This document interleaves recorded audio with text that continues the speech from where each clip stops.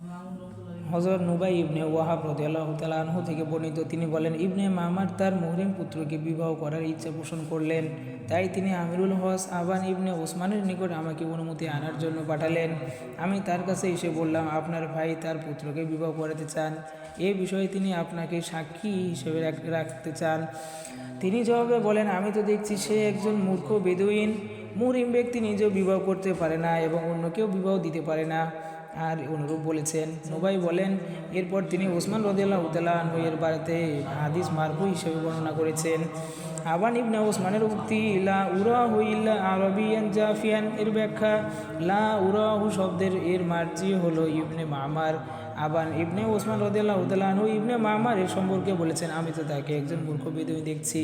অর্থাৎ বেদুইনরা যেমন মূর্খ হয়, আল্লাহর বিধানের কোনো হুকুম আহকাম জানে না, ইবনে মামার তো ঠিক তেমনই মূর্খ।